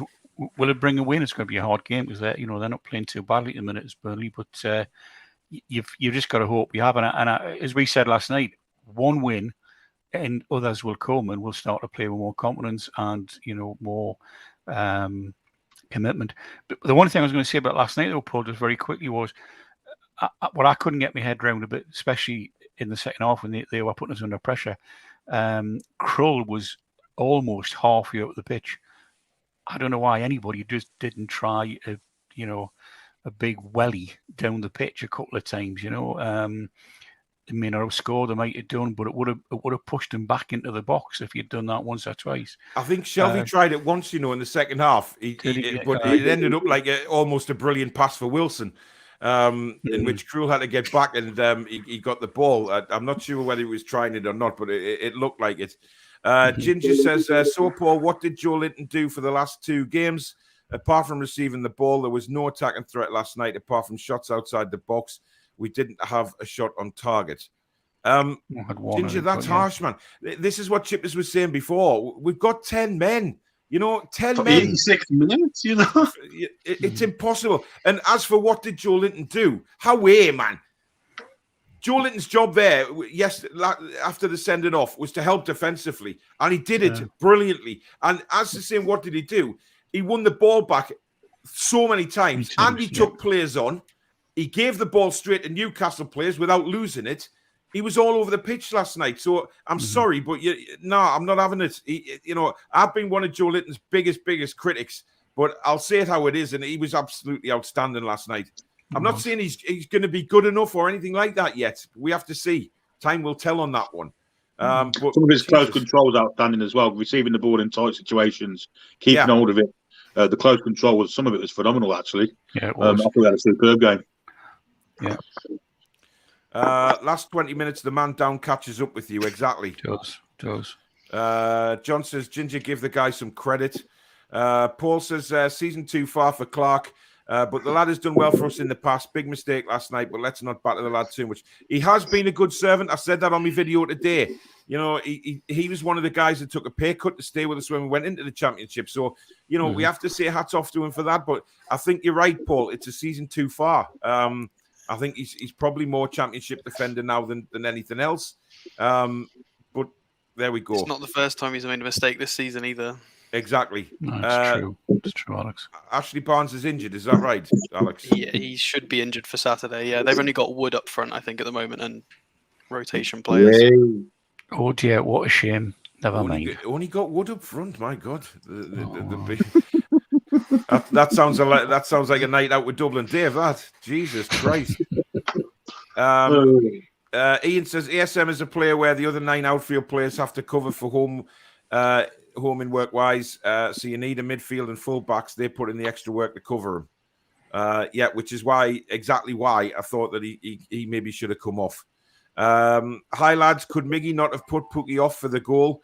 Thought he strolled up far too late. Great performance from the team though. Yeah, listen, there was disappointments about the goal. Personally, I think Dubravka could have maybe done a bit better than what he did. Palming that ball, if he's going to palm it out for a corner. Don't palm it the way palm it back into play. I thought he was going to catch it. Or catch it, yeah. But listen, I'm not going to slag Dubravka off because no way. I'll tell you what though, I'd take fucking Krill back and have him as a second keeper over fucking Darlow any day. Yeah, I mean, it's a fair point. Tim Krul last night. I mean, it just proved he loves the club. I mean, Dave, I don't know whether you noticed this, but before the match, he applauded the Leazer's end. He applauded where you were sitting, and in the Milburn stand, and he was doing that as well. Yeah. And he walked around at the end of the pitch. At the end of the match, he walked around the pitch, waving and he gave disabled fan his top. Yeah, that was a lovely That's touch what as it's well. all about. Yeah, he's a top man. I mean, he wasn't half trying to mess with Wilson's head for the penalty, though. I mean, he was going around the supporters in the Gallagher. I don't know what he was saying to them, but he was like, doing this, and it just like. He was doing. I mean, he nearly saved it. Bless him. I mean, Christ Almighty! I thought he'd saved it at one stage, but obviously it went in the back of the net, which is the main thing. I got a ticket for the Burnley game. 2 seconds. Go on, Cesare. Oh no, I was saying he actually scared me a bit because he made quite a name for himself for the Netherlands with his penalty savings. Mm-hmm. Yeah. He saved a lot of Think about penalties. their goal though, Paul. I mean, the part of the Dubravka kind of parry out. But the 3 defenders in the centre of the box all filtered back to the line and not one put pressure on the ball. Yeah, they all went backwards to the line. Yeah. The Norwich player who set up Pookie was unmarked as well. The Norwich player who set up Pookie was unmarked. So he was unmarked. But if you look at that throughout the game, he was. There was always a player free on one of the flanks, and that's just the way it was. We were narrow. And we had 10 men, but we covered it quite well, I thought, during the game. The ball was played out to these wingers, but we had men coming across pretty quick to stop them. But unfortunately, when Dubravka came out and he sort of flapped, if you like, at the ball, palmed it away. He palmed it over the head of the Newcastle defender to the Norwich player, who then set Pookie up. But I think, by that stage, legs were starting to tire and concentration a little bit wavy. It happened. It was a good finish by Pookie, to be fair to him. He took his chance very, very well, and that's what you want from your striker. One chance like that, he sticks it in the net. I don't think they're used to playing in a back 4 at all. Fernandes and Cher have played. How many times have they ever played in a back 4? Yeah, like as far back as Rafa, they've maybe 5 times in 3 or 4 years. So they had Lejeune as a ball playing left centre back. So they are not used to it. They've never really done it. So even now, it's going to take a teething period for them to be comfortable with that. And they're getting older. They're not 29 anymore. Yeah, I mean, that's one thing, but I mean, never mind. I mean, look, at the end of the day, I'm sure they'll be doing work in this week. Eddie Howe will already know probably who his starting centre backs are going to be. So let's just hope they work hard in training this week and get things right and start to learn that forward at the back system. But listen, I mean, you can't fault them, can you? They were everywhere, crosses coming in, heading away, and defending really well. Thomas has decided that he's accepted the thought of relegation. That does not mean not supporting the Toon. It just means the rest of the season will be easier to watch without too much suffering. That's one way of putting it. That's kind of what I was saying earlier on. Yeah. Still Burnley 0, Wolves 0, 7 minutes left. Those calling Howe out are a small minority, so media are talking bullshit as usual. Yeah, well, that's no surprise there. It's finished nils each, Paul. Oh, it's finished. I'm behind on the comments, so... Loved Howe's passion on the touchline. Did anybody notice that during the intervals in play for players injured or anything when they were coming over for drinks, did anybody notice where Eddie Howe and Jason Tyndale were? I mean, talking to the players, I just don't get that at all. I mean, that's not what they're supposed to do. Strange, isn't it, seeing them right in the middle of it? Supposed to be standing up the touchline with hands in the pockets, whistling or ordering their kebabs. Ordering the kebabs for after the game and stuff needs to be. But wow, it was incredible. That kebab last night sorted me out big time. Something needed to. Kieran says, what do you think of Lewis? Yeah, we've chatted about Lewis. Did really well, I thought, and hopefully he'll still be in the side. Will says, establishing our style of player, players showing courage, effort, and belief. These are more important. Many simply lack quality, but Willock is the one who shows little of these values very consistently. Look, I think if he's injured, he's got to come out the firing line. I think that's the best thing to do for him. I mean, Roy, would you play Willock on Saturday, or would you shove somebody else in there? No, I would start with the same exact team except for Clark, and I'll start with Fernandez. Same team, so no Ritchie and no Lascelles. Same team. It was good momentum. Just keep it the same, but you'll start. We've got Fraser. So do you know what would be tempting though? Putting Ritchie in centre midfield and taking Willock out. I say that's been mentioned before about playing Ritchie in a sort of David Batty role. I'm not sure he'd have the discipline myself. Burnley are quite strong. Richie's quite small. He's going to get kicked in that midfield. You could play him where he played in the Championship, where he was, winger, like up front. Out in the wing, he does have a decent cross on him. Like. Yeah, I know, but we've got better players in them positions now than what we did when he. I just think, Ritchie for me, you could use him as a substitute. I think I can't. I have a feeling he might come back into the side for Lewis myself, but that's because Howe knows him. But I hope not either. But we'll see. Ginger says Newcastle need 8 players, 2 defenders, 2 wingers, 1 striker, and 2 centre mids and a keeper. Yeah, I don't think we need 2 wingers. I mean, we've been linked with Sam Johnson today from West Bromwich Albion, which is interesting. He's a decent youngster, but obviously, I think he'd come in as a number 2 to start with. I think Darlow will be away in January. I have a feeling he'll be gone myself. But I fear his career's over, Paul, with this injury. It's just not going away. And he's been to that expert in Barcelona 3 times now. Yeah. And it's. I mean, I know he said he'd come back in December, but it might be the end. It's sad because I still think he's one of our best defenders. But Andy says, I don't think Fraser's up for the fight. He walked off after 9 minutes. At least he's fresh for Saturday. Yeah, he will be, exactly. Yeah. Michael, do you live in a castle? No, he doesn't. He's a good all-round bloke, is Michael. Spencer says, if we could only buy 2 players in January, who would you have and why? Friggin' hell. If we only go for 2 players in January, we're screwed. Absolutely. I think we need a big clear out, but it's not going to happen in January. The clear out, not at all. No. But I think we need 4 or 5 at least. Just right. I mean, when you look at all the players, what's the maximum amount of players you can release during the season? Is it 2? That you can release? Yeah, release in the contract. Mount is an easier one, right? I don't know. I don't. You're only allowed to bring 4 loans in, 2 from the Premier League and 2 from abroad. But I don't know. Do you mean sell or release? No, just like literally sack them. Like, oh, your contract's ended. Go. Good luck. I think it's open. I think you do as many as you want. Yeah, you can sack as long as many you as pay you it up, want. you can release as many as you want. As long as you have mutual consent between the two of you, you can release as many as you want. Yeah. It's like as long as you register your 25, you're good, I think. Yeah, Maybe I mean, we could technically release 10 players. We could technically I'm release sure 10 Chelsea players. have done that before. I'm sure Chelsea have done that before, like release 10 or 11 players because they were like weren't getting in the game. Like, Yeah, like they have about 400. They have about 400 players on the books or something. Yeah, it's true. But the sales would offset our FFP for future buys, so it's It would. Matthew says, how far into January will we make our first signing? The first. Yes, it's got Be to the be, isn't first, it? yeah. You really think?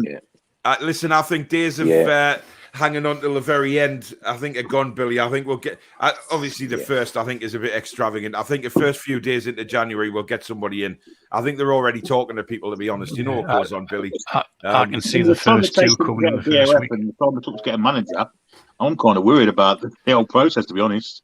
Don't you worry, Billy. Don't you worry. We'll have it sorted. We'll just send somebody out with a checkbook. You know what I mean? The one good thing, Billy, is that Charlie's not there, and he did. You know, they always said it was him that took his time. So, you know, if Amanda and me, Dad, and Jamie Rubin are doing it, I think they'll fly through. And I'm sure Eddie Howe will convince them quite quickly as well with his plans and things like that. You know, that's all we can hope for at the minute. Yeah, right, Tom Paul. says, I'd be amazed if he hasn't already got a list. Yeah. In with the bosses. they've got to have a plan. Yeah, absolutely. Yeah, definitely, without a doubt. My Dave was born in Hartlepool. His youngest bro is a Sheffield Wednesday fan, so one will be happy tonight. Yeah, definitely. Don't matter if they spend £6 million in January. We're too far adrift, too far. Come on, let's have a bit of positivity. Yeah, we've got to keep going. I do have an interesting point. The season at the moment is mirroring the 2012-13 season, which the points to stay up, you needed 34, which is like one of the lowest ever points you needed to stay up. So if things continue and people are rubbish down the bottom end of the table, then we might not need 40 or 38. We might get away with 35, 36. So it's not completely gone. We should get there by about December 19th, 2026. Listen, I mean, we've just got to hope, guys, haven't we? I mean, we've got to hope, and that's all we have left. Jason says, Howe will not buy a house in Newcastle. He'll tell his family to hang fire Rafa on his way. Give Howard, Jason. He's already reported that him and his wife have been house hunting for a few weeks now. So listen, it's you know, just forget Rafa coming as manager. It ain't going to happen. DOF maybe, I don't know, but you know, let's just. Abu says, when will Alan learn to pass? Well, there's a few times he should have passed last night again and didn't, which was a bit frustrating. At the very least, couldn't pick it up. Yeah. At the very least, we need a centre defensive midfielder and a centre back in January. Hopefully, bloody vocal ones. Really impressed with Joe Linton's work rate. Just seen the heat map on NUFC Instagram. Had a big turnaround. Love him. I agree with Billy. Willock was good defensively, but very slow whenever he got the ball. I think we've all said that actually, that he did well defensively, but it's when he's on the ball. I think ASM will leave. He never seems happy. I don't know who would sign him, to be honest, because I think his inconsistency will put people off him. Well, thanks for that point to Overlord Dubravka. He really saved the tie. See what he means by that. Great show, guys. I'm thinking ASM needs to feel like he's the main man all the time, and Bruce treated him that way, and I don't think it's coincidence that Joe Linton's rise in form is coinciding with ASM's dip. That's interesting. It's a good point, that. I mean, it just, his body language wasn't right last night from the off. You know, he just didn't seem right. Howe takes us down, Rafa gets sacked and brings us up. Jason, you're dreaming, mate. ASM playing for himself and for a move in January, says Tunza. I think people have been He's harsh not on doing that much to play for a move. He's not doing that much for a move, is he? Because the past 2 games, you wouldn't think he was on the pitch. We were a man down, so there was constantly an extra player a yard closer to him than there normally is. Like, he didn't quite have the time to You can't judge it on that, really. You got to give him a few more games and then decide if he's being too selfish. There was that Also, one the move where first time it's the happened, ball though. hit the back of his heels, wasn't it? If he'd gone past him, he was playing through. But the ball hit the back of his heels. Do you remember? Yeah. And if he'd have gone past him, he'd have been playing through on goal. I think he probably would have scored. But I actually think he passed more yesterday than in recent games. I think he's been told, and I think he's trying. Not as much as we want, but it seems to be passing a bit more. Definitely. But is that point that he's passing a bit more because he's being told, and is that going back to the point that under Bruce he was the main man, and he's now being told that he has to be more of a team player, and is that affecting his body language? I think he just got given a messy role. Bruce just said, "Go do stuff, float." Well, that's why he was playing 10, right wing, left wing. He was everywhere. Bruce just said, "Go do stuff." We can't really do that with 10 men, though. That was my point before. Sure. When we're in the trenches, maybe he's not the man to have on the pitch. Certainly 11 against 11, definitely. But when we're a man down, we need people going both ways, and he's not that kind of player. Can we really do that as well when we're still, the defence still isn't great in that we're bottom of the league? I mean, can we just say go out and do what you want when? Yeah, I mean it's but that's what Bruce is. It was clear that was Bruce told him, because like Alex says, he was anywhere on the pitch. He wasn't in one main position, which kind of. Fair enough, 11 on 11, I think, you can afford to have that flair play. But when you're in the trenches at 10 men, flair players don't necessarily come to life. And it's very rare that you see that. Good evening, Archer. Good evening. How are you doing? All right. Have you calmed down a bit from last night? What you gonna do? I mean, what's your thoughts today looking back at the game, Archer? It's just so negative at the back. Like, the defense is just absolutely garbage. Like, we need to sign some defenders, and by January, at least 2. Yeah, I mean, we need players, definitely. Ryan says, is that Alex Hurst? No. Just by his accent, Ryan, for God's sake. That's Canadians for you, though. Abu says ASM is a ball player, so it wasn't a bad idea to keep him on the field. ASM is the player who is counted by the opposition. But they just counted him out yesterday.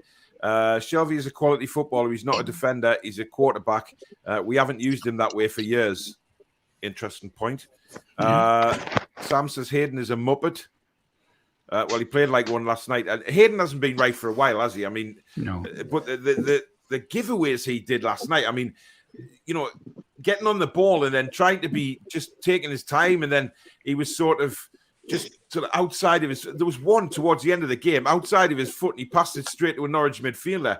I mean, why not just punt it into the corner when you're under pressure like that? That kind of infuriated me. Matthew would still start Willock on Saturday. Hayden was awful. Sam says came on and made things worse. Julie says, "Oh wow, Paul, a dad joke." I can't remember what it was, but I'll take your word for it. We're so far behind in comments, but ASM's lack of performance. Do you think it may have been something to do with him collecting all the bandages?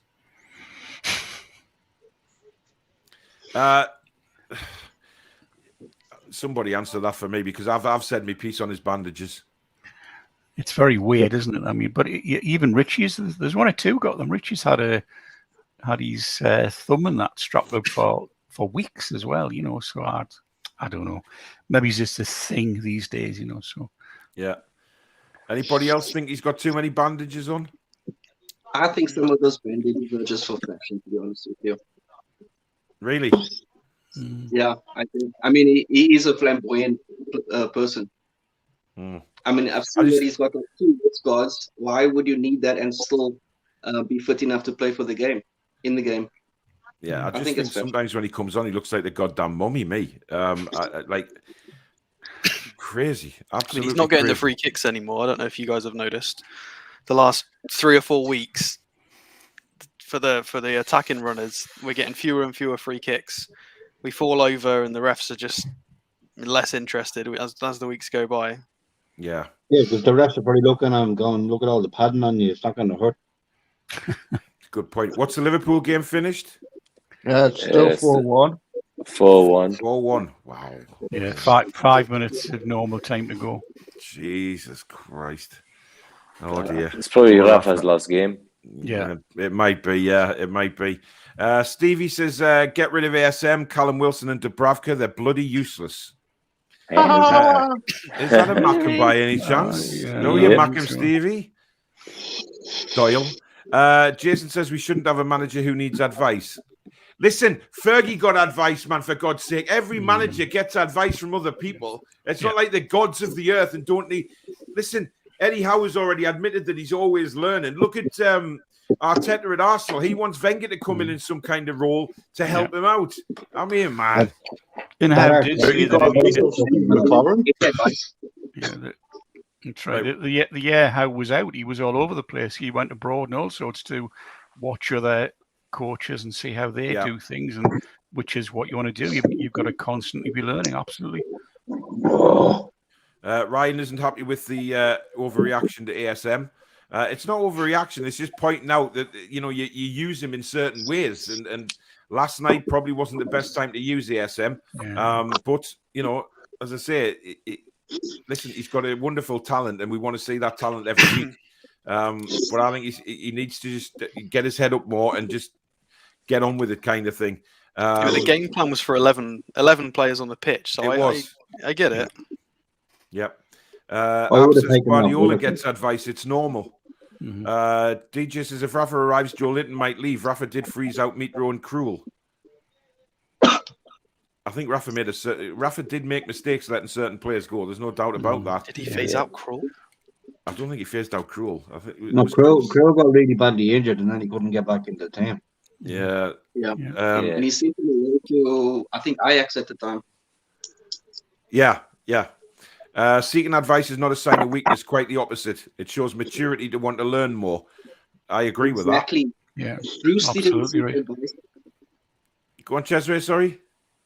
No, I'm saying I agree with Julie. That's what I've been trying to say. Bruce is somebody who never sought advice. Yeah. Aston Villa fans booing Grealish on the touchline is an actual joke. They clapped him on, though, to be fair to him. Yeah. So nice to have come across this. Thanks, Dan. Get yourself subscribed, matey. Foolish from Rafa to take the Everton job in the first place. Possibly. Yeah. I thought he was a bit mad to take it, but, How will be a top manager in the future? Show some loyalty and back him. Barry says, I really don't get this love of Rafa. He's gone. Old ideas worked 15 years ago, just like Jose. The new breed of manager like Tuchel, Klopp are on the way. Wouldn't want him back. I agree with Barry. Tuchel's like a modern day Rafa, though, isn't he? He plays a very similar sort of system to Rafa. Quite negative. I don't know, Billy. I think Chelsea can play decent attacking football. I don't think he's as defensive as Rafa was. I see where you're coming from, though. I just think. I think that comment about the likes of these younger managers coming through now, it's their time. You see all these coming through, and you look back to the sort of Rafa and Jose, and Jose's not exactly pulling trees up at Roma anymore. Maybe it is this young breed of manager that's coming through now. It'd be interesting to see, to be honest. If Rafa does lose his job at Everton, is he going to be in demand? I'm not so sure. Roy, what do you think? Yeah, I think he's had his time as well. Same with Mourinho. I mean, they're still great managers, but you won't see any top team in Europe now picking Rafa. And I mean, Everton's a few points away now from the bottom three. So, it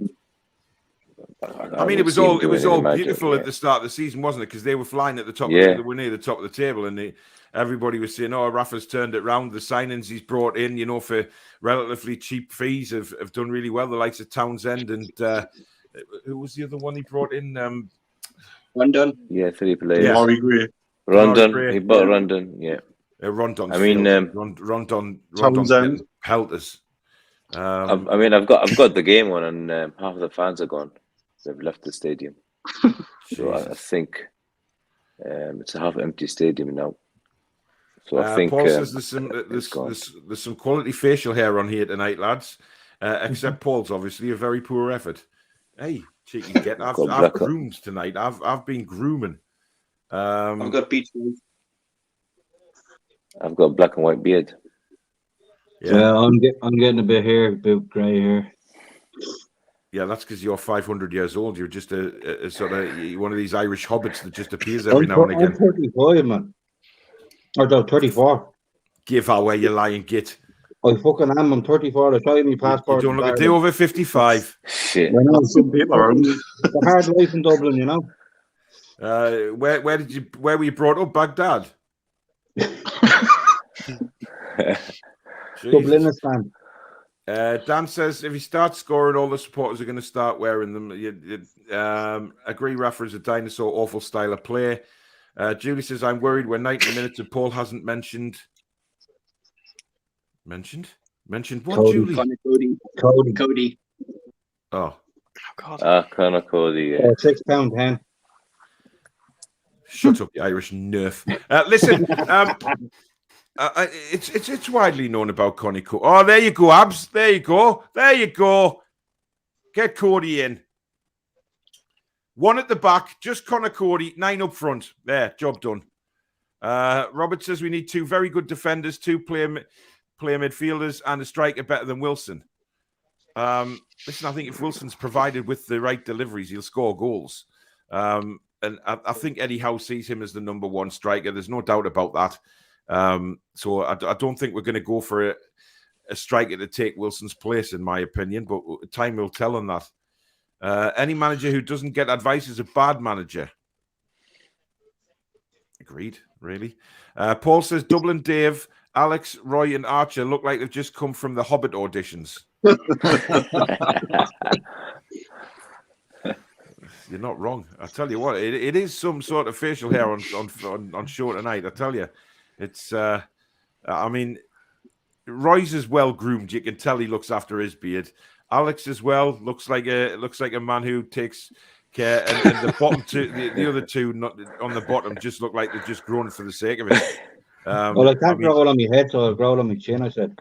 Yeah. Listen, you're probably hiding people in that beard. To be honest, you would camp out in that. I think it's a magnificent beard, Dave. Thank you. Dave has taste, Paul. Yeah, okay. I'm not having that for a second. ASM is class at times, but sometimes as a spoiled brat, he needs to learn to adjust. Dublin looks like he's been on poutine. What's poutine? It's 100% proof Irish drink. You rub it on your skin and your like you say, you rub it on your leg and your leg will go numb. You used to use it in Irish football. Jesus. He's not blind from it. Great stuff. So he's actually insinuating that you're drinking the stuff. I have before. Oh, God almighty, Jesus. I've drank it before. You have as well, Bill. I only did it once. That was enough for me. Yeah. Potato, didn't it? Yeah, potato skins. But I had 2 shots on a night out, and I got into 2 or 3 fights in the same night. It was fucking great fun. Dear God. I think I might pass on that one, Dave. Yeah, me too. My boyfriend looks like Jack Grealish. Oh, well, good for you. I'm pleased. I better see him now, really. Ryan says, I agree with all the points you guys are making. Parts of the chat are overreacting to ASM. ASM is lazy. We should sell him ASAP. Yeah, I get that. Chelsea won, apparently. Yeah, good result. Meg says, have you seen the video of Newcastle fan nicking Norwich's ball before kickoff? The kid's dad must be proud when the kid said to the Norwich coach, coming to collect the ball, I'll nut you one. Yeah, I saw that clip on Twitter. But then again, Tim Krul was kicking balls for the Newcastle fans to keep. Yeah, he kicked a couple. Yeah, because a few of them got kicked back on the pitch, and he was like saying, "No, keep it." But I did like that. Who's getting the Sky Sports notification? That was me. Sorry. At least it wasn't a little mixed one, was it? Oh, well, that's true. Yeah, I mean, Liverpool have won according to Sky Sports. Yeah, Dave, I think that's highly rude to have your phone switched on while you're live streaming. I've just turned it off. I think your P45 hosting will be coming your way soon. Subscribe, by the way, just need a live schedule. Listen, man, any lives, just hit the notification bell and it'll pop a notification to you saying that we've scheduled lives. There's recordings quite a lot on here as well with latest news and stuff like that. Thank you, Dan. Welcome to the family, says Julie. Kid that had the ball was at least 30. He did have it. He did look quite. Well, he's probably been out for a few bevies with Dublin Dave. Everton are toothless without DCM. Calvert-Lewin, I think. Does he mean Supposed Calvert-Lewin? to be DCM. Yeah, Dominic Calvert-Lewin. Yeah. Rafa has a massive ego, says Yano. First move at Everton was to get rid of their best player, James. He wasn't pulling the trigger, Rodriguez, was he? No, James plays in Qatar now. Yeah, he was like Qatar, the Florian Talvin. He couldn't handle it physically. NUFC for Life says, love the Irish accent. Always makes me think of Father Ted. I'll put it this way. Spend a bit of time with Dublin Dave. You'll feel like frigging Father Ted. I'm telling you. Spencer says, at least not in January. True story. You know Father Jack? Yeah. Yeah. He chased me when I was a kid trying to punch me because I through a supermarket because I kept following him going, feck arse, drink girls. And he was going for me like security, and I had to pull him away. Funny story though. But, yeah. Honestly, you're that wasn't as a kid. That was just last week, man.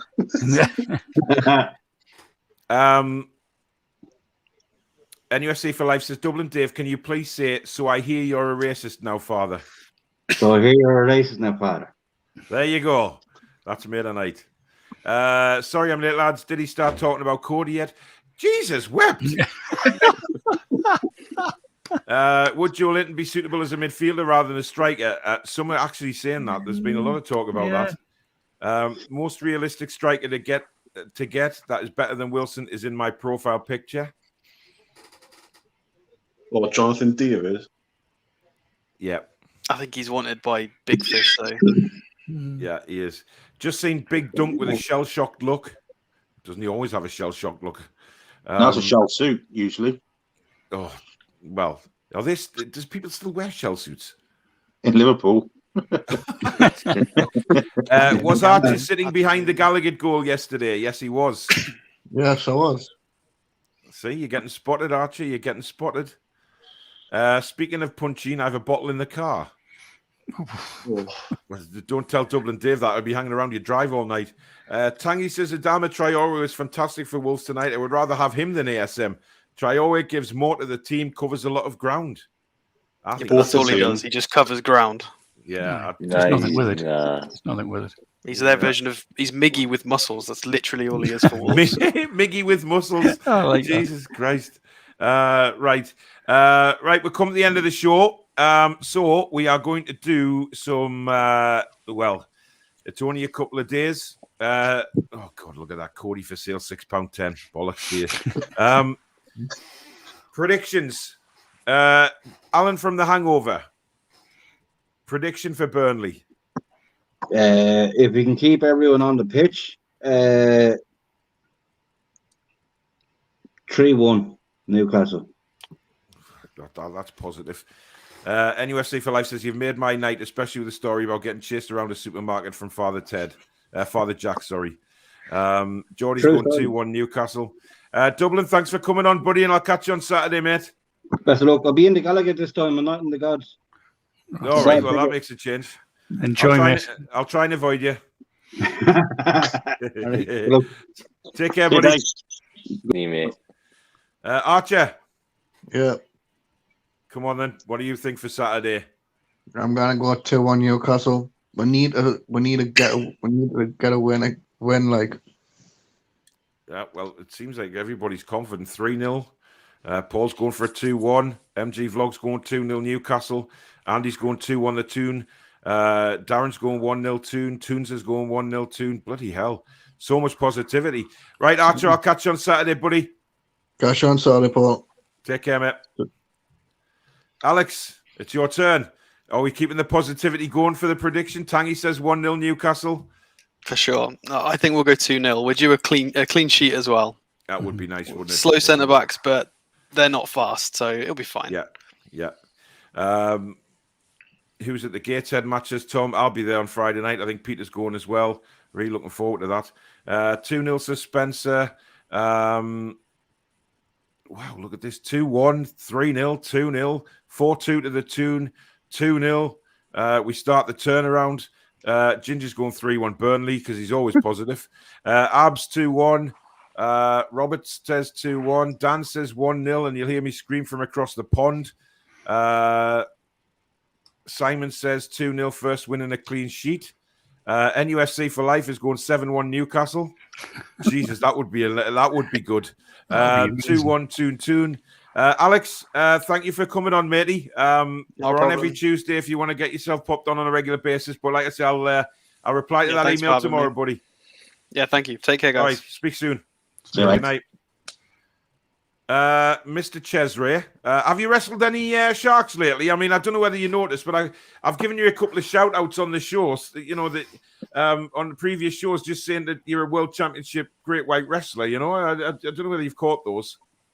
I watch every single one of your shows. I've caught all of them, and I don't know if you've noticed. I went for a manly pink top this time. No, I noticed you haven't got the guns on show, the shark wrestling machines. Yeah. I think I would go probably, if we can keep the same backline that we ended up with, solid 2-0. Brilliant. Is Gateshead match on BBC One? No, it's on ITV4, I believe. It's one of the ITV channels. Chesray, thanks for popping on, mate. You take care over there with all that's going on with COVID. Stay safe, matey. And we'll catch you soon. See you, mate. Bye. See you soon, buddy. Top guy is Chesray. Absolute top guy. Nice lad. Looking forward for when he comes over and we get to meet him. Talks sense as well. Talks a lot of sense. Jules is eyeing up the Villa match for the next trip in February. That's a bit too long away, Jules. But February is my birthday month, so that would be nice. Ronald's going 20-0 to the Toon. Listen, it's not the Women's World Cup qualifiers. Jesus. Dave says, great show, Paul. Thanks, bud. Elliot Anderson off the bench could help us to unlock Burnley's low block. Gateshead matches on ITV4, 7:45. Alex, second best groomed podcaster after our Dave.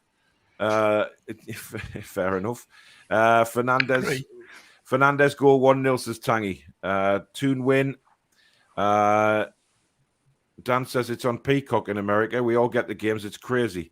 What formation will the Toon use? I think it's similar to what we played, to be honest. Robert, I think the tickets are still on sale, mate. How many Newcastle fans do you think would ride a space hopper at St. James's Park for charity? That is a strange question, Mike. I'm not so sure, to be honest. Darren says, great show, Paul. Love the fan forum. Great bunch of lads. Certainly are. Julie says, getting time off is the issue, Paul. We'll sort summit. I'd like it to be sooner. You know what would happen? The best thing to do, Jules, is for you and Dave to pack your things up and leave Birmingham and come up here move to the Great Northeast. That should be your long-term plan, Jules. Bring Dave home. Bring him home, Jules. So much sacrifice to move there with you. I'm just joking because I know he's been there since a wee toddler. Yeah. But you know what I mean. Get up here. I'm going 1-0 Toon, and for it to come off Tarkovsky's arse to show that he's willing to come in January. I like that. Yeah. Spencer says, great show as always. Respect everyone on the show and in the chat. Right. Chippers. I'm going to go, unfortunately, I'm going to go for a 1-1 draw. I think we'll dominate the game. Oh, you know what it is. I think we'll dominate the game. You've got to lower the tone.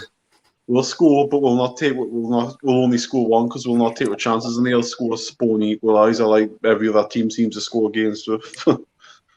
Well, mate, I hope when we do the fan forum next Tuesday, you've got egg on your face. So do I. In fact, live on the fan forum, you smash an egg over your face if we win. If I've got any. There you go. Chocolate one. Not a chocolate one. No, that's no. And not a hard-boiled one either. MG Vlog says, Paul, have you been in the Milburn stand last night? No, I was sitting in the Leasers, mate. Right, Chippers, thanks for coming on, buddy. I'll catch up with you soon, mate. See you next week. See you, Chippers. See you, Chippers. Roy, hit me with some positivity. 2-0 and first clean sheet. Wow, there you go. So first win, straight out. first clean sheet. Yeah, I think Joe Linton will score as well. Brilliant. Right, Got a thanks good for feeling. coming on, Roy. Thanks, Hopefully, mate, and hopefully see you next Tuesday for the forum. hope so. And hope we've got we'll reach 10 points by then. Yeah, hopefully. Take care out there, buddy. You too. See you, lads. Good See night, you, mate. Roy. Take care. Night. Top guy, Roy. Real top guy. Love him to bits. Love him coming on the show. Speaks a lot of sense and top man. Right, Billy, come on. Keep this positivity going, my man. It's going to be hard to break Burnley down, but I see us doing it quite early too. And if we can then get another one on top of that, I think if we kept it at 1, we might struggle to hold on to it. We get 2, I think we'll win 2-0. And I think that's what will happen, 2-0 to Newcastle. Yeah, brilliant. Right, Billy, thanks for coming on, matey. What's coming up on World of Sport this week, bud? Look ahead on Thursday. And I'm not sure after that. Lots of stuff. Boxing show tomorrow also. Yeah. Golf on Monday, and then over to yours for the rumour mill. Yes, you'll be on the you're on the rumour mill, aren't you? So we'll see what comes up on that one this week. Be interesting to see. Looking forward to it. I'm sure there's some interesting players get mentioned. Take care, Billy, and I'll speak with you soon, buddy. Yeah, see you soon. Good night, mate. So it's just left with me and my old buddy co-host there,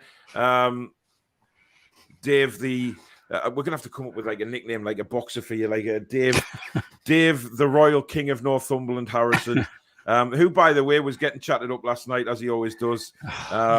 Meeting his fans, it was very good. You know, a lady came over and said she tapped me on the hip and said, "Oh, I love your shows," and she was lovely. Margaret, Margaret, yeah. If you're watching, Margaret, hi. Thanks for coming over and saying hello. Lovely lady. Said she watches all the shows, and blown away by everybody that comes up and says hello. And just says that they love the channel and stuff like that. It's fantastic to meet everybody.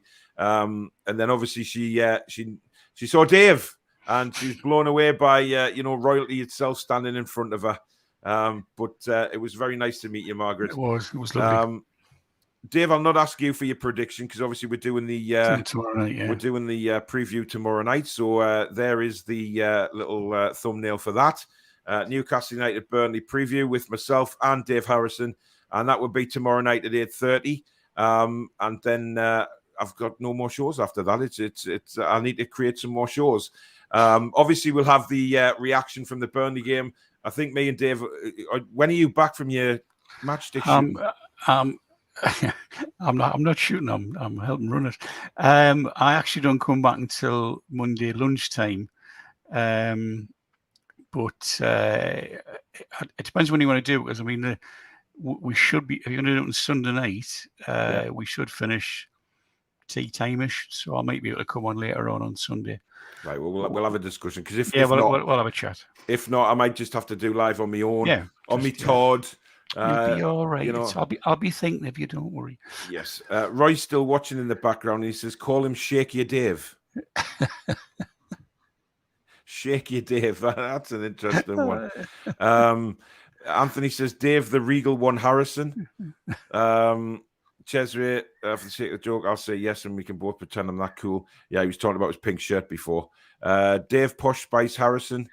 I'm sure about that one. Wow! You're getting some suggestions here. Mogul says Dave Dealer of Truth Harrison. Dave the Voice Harrison. Wow, dear me. Actually, going to Cheswick, it was very weird to see him actually dressed properly tonight. You know, normally he's got his shark wrestling top on, ready to hit the beach and wrestle those great white sharks. Spencer says Matador Dave. Troll says Dave the Fist Harrison. Now that's more like it. Yeah, go Dave the Fist Harrison. But listen, guys, thank you very much to everybody that's took part tonight in the show. Dave, thank you for coming on as well. Very welcome. It's been good fun as ever. Thank you to everybody for the super chats. Very, very kind of you. Michael, obviously, again, blew my mind, as you normally do. So thank you very much for that. If you have enjoyed the show tonight, guys, please do hit the like button. Help the channel to continue to grow. It's going very, very well. And also, if you're new and you like what you've seen, you like the show, you've had a look around the channel, you like what we do on here, please do consider subscribing to the channel. you know, it's a big family on the Toon Review, and that's what it's going to stay like. So thank you in advance for subscribing. But from me and Mr. Harrison, it is good night. Good night. Take care.